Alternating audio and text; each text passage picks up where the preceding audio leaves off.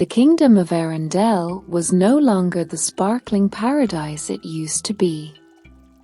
A fierce blizzard raged across the land, snow piling high and winds tearing through villages. Queen Elsa stood in the middle of the storm, her hands trembling as ice poured uncontrollably from her fingertips. She cried out, "No! I didn't mean to. I can't stop it." Her magic, once a gift, had grown too strong for her to control. The once beautiful ice palace cracked and crumbled under the weight of her own powers. Fear spread across the kingdom, and Elsa knew her people had lost faith in her. Far away, Rapunzel and Eugene, Flynn Rider, were traveling when they heard about Elsa's plight. Rapunzel's heart immediately ached for the queen she had never met. "She needs help," Rapunzel said firmly. At the same time, Cinderella, who had become a princess after marrying her prince, also received word of Elsa's disaster. Despite her gentle nature, she was determined to stand beside a fellow princess in need. Rapunzel and Cinderella crossed paths at the border of Arendelle, where the snow was thick and the air sharp. Rapunzel, her golden hair braided long, greeted Cinderella warmly. "Are you here to help Elsa too?" Rapunzel asked, smiling. Cinderella nodded. "Yes. No one deserves to be alone when their world is falling apart." Together, they climbed higher into the snowy mountains, their determination unshaken by the blizzard. Soon, they found Elsa standing on a cliff, her blue gown tattered, her face pale with sorrow. Elsa turned to them, startled. "Why are you here? Don't you see? I'm dangerous. I destroyed my own land." But Rapunzel stepped closer. "We're not afraid. We came to help you, Elsa." For the first time in days, Elsa felt a spark of hope. In the ruins of her ice palace, Elsa poured out her heart. She explained how her powers had grown stronger than ever, how she had tried to build a safe haven of ice, but had lost control. The land beneath the palace cracked, glacier tumbled into villages, and her people fled. "I don't deserve to be queen," Elsa whispered, tears freezing on her cheeks. Cinderella gently touched her shoulder. "A queen is not someone who never fails. A queen is someone who rises again, even after falling." Rapunzel added, "Even you don't have to do it alone anymore." Their kindness softened Elsa's pain. For the first time, she allowed herself to believe that maybe, just maybe, she could rebuild. The three princesses decided to seek the origin of Elsa's uncontrollable magic. Legends spoke of an ancient forest deep within the mountains, where spirits of nature whispered secrets of balance. They traveled together, facing harsh winds and frozen rivers. At one point, a pack of snow wolves blocked their path.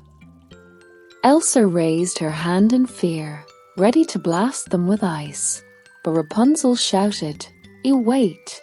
Erin used her glowing hair to cast a warm light. The wolves, calmed, retreated into the shadows. Elsa gasped. "You didn't fight them. You or healed them." Cinderella smiled. Sometimes gentleness is stronger than force. This moment planted a seed in Elsa's heart. Perhaps control over her magic required not fear, but love and calm. At last, the princesses reached the heart of the frozen forest. There, a towering figure of shimmering frost emerged, the frozen spirit, the embodiment of winter's power. Its voice echoed like a storm. Elsa of Arendelle, your heart is unbalanced. Your fear feeds your power. Until you learn to trust, destruction will follow. Elsa fell to her knees. I don't know how to trust myself anymore. Rapunzel and Cinderella stood beside her, unafraid. Rapunzel said, "You trusted us enough to let us in." Cinderella added, "If you can trust friends, you can trust yourself too." The frozen spirit warned them of a final trial. Elsa must face her greatest fear, losing control completely. Only then would balance return. The ground split open beneath their feet, and a massive storm surrounded them. Shards of ice whirled like blades, and Elsa's powers surged against her will. "Stay back!" Elsa cried, terrified. "I'll hurt you." But Rapunzel held her glowing hair high, creating a golden barrier of warmth, while Cinderella stepped forward with courage she didn't know she had. "We're not leaving you, Elsa," as Cinderella said firmly.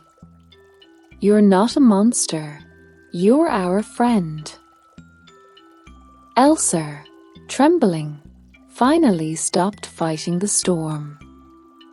Instead, she opened her arms and embraced the flood of power, allowing it to flow instead of resisting. In that moment, the storm calmed, the winds quieted, and the snowflakes turned into soft, harmless sparkles. With her magic finally balanced, Elsa returned with Rapunzel and Cinderella to the ruined kingdom. Together, they worked tirelessly. Elsa restored bridges and castles with controlled ice. Rapunzel used her healing hair to regrow the withered plants, and Cinderella rallied the villagers, giving them hope with her gentle leadership. The people, once afraid, saw the three princesses united in strength and kindness. Slowly, the kingdom came alive again.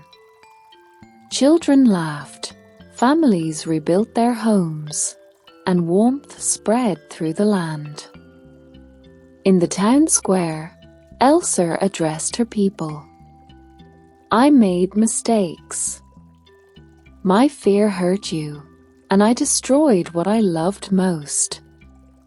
But thanks to Rapunzel and Cinderella, I've learned that true strength comes not from power, but from love and trust." The villagers cheered, forgiving their queen. Rapunzel squeezed Elsa's hand. "See, they still believe in you."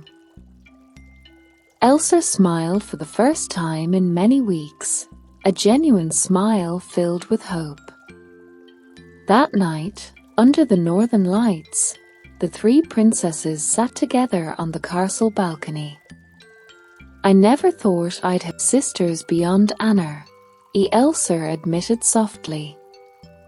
"You have us now," Rapunzel replied with warmth. "And we'll always be here when you need us," as Cinderella added.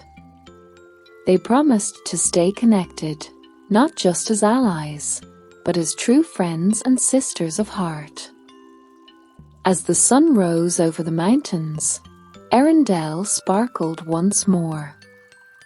The ice palace stood tall, not as a symbol of fear, but of beauty and strength. Elsa's powers now created wonders, fountains of crystal, glowing snowflakes that danced in the air, and bridges of pure ice that glistened like diamonds. Cinderella prepared to return to her own kingdom, and Rapunzel hugged her tightly. Elsa stood watching, tears in her eyes, but this time they were happy tears. "You both saved me," Elsa whispered, "and I'll never forget it." Rapunzel grinned. "We didn't save you, Elsa. You saved yourself. We just reminded you how." The three princesses parted ways, knowing that no matter the distance, their bond would remain unbreakable. And so, from destruction came friendship, from fear came courage, and from ice came a new dawn of hope.